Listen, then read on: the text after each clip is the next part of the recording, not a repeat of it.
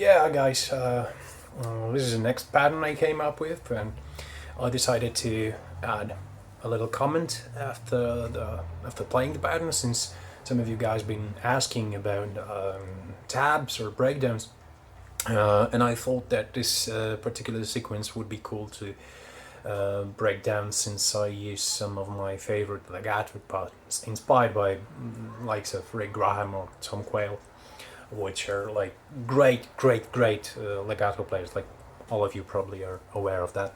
So the pattern I would like to break down is the first one I start with in this sequence, and it's actually in G melodic minor.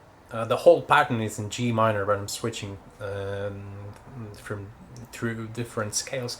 But the first one is G melodic minor, and I'm starting from the 10th fret of the E string, so it's like 10, 8, 6, 10, 10 on the B. So it's like a group of 4-note groupings, starting from the 5th of the scale.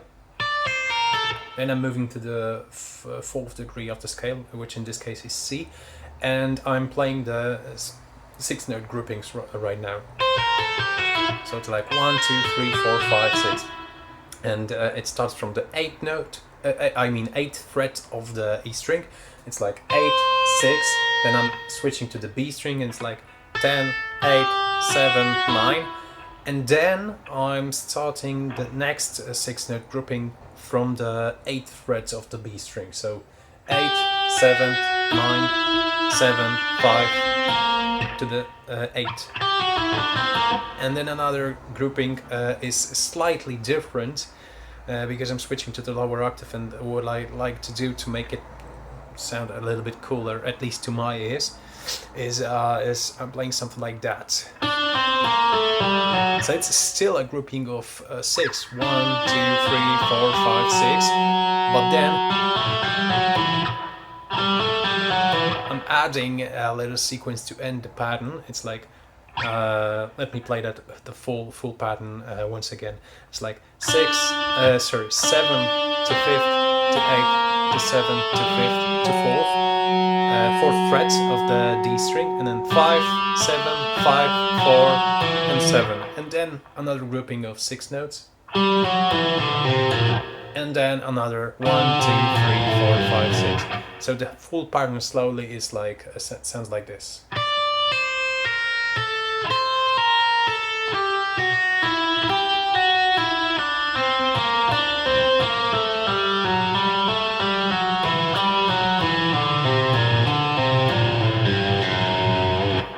Yeah, one more time.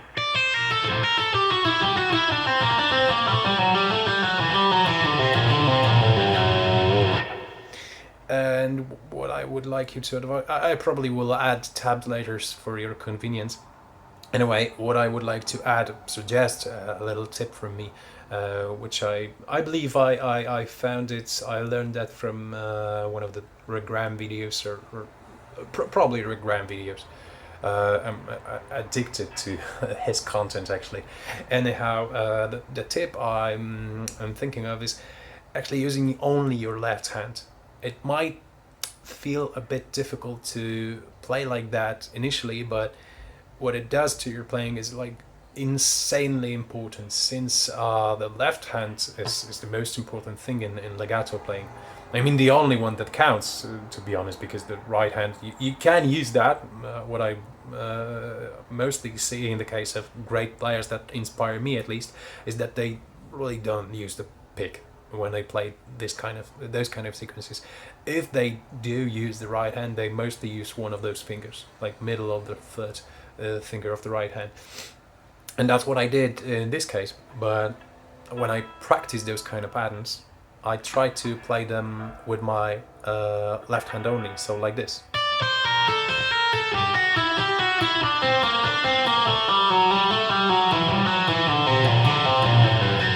One more time.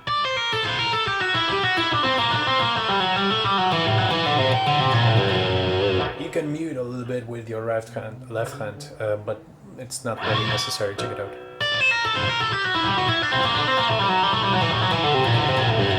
Anyway, why it's not really necessary, because most of the noise is muted with your left hand with the first finger.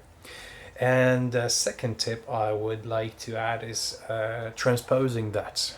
So if you have like a minor tonality, in this case it's minor tonality, it's specifically G melodic minor scale, as I said, I would advise to transpose it to major, for instance.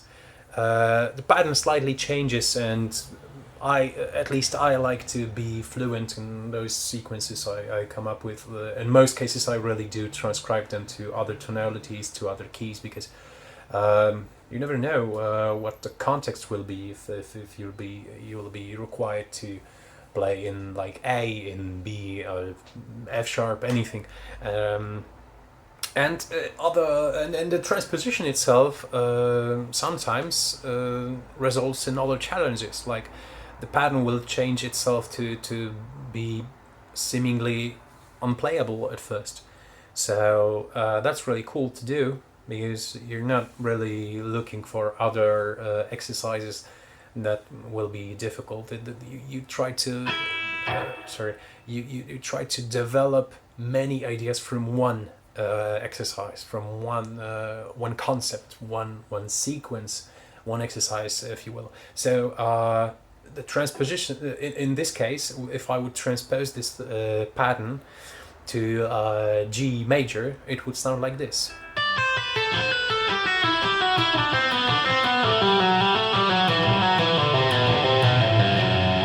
So faster with using the right hand, for instance. Sorry, minor third. Like that. Not the B flat, the B natural.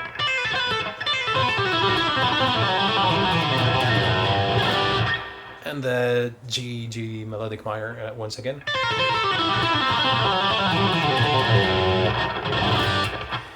Anyhow, hope it helps. I will add tabs later on.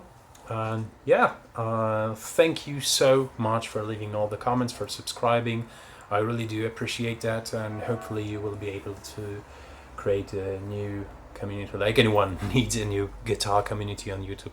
There's plenty of that, but yeah, I hope you find it useful, and perhaps we can build another one guitar community around this channel. Thank you once again, and see you next time. Bye.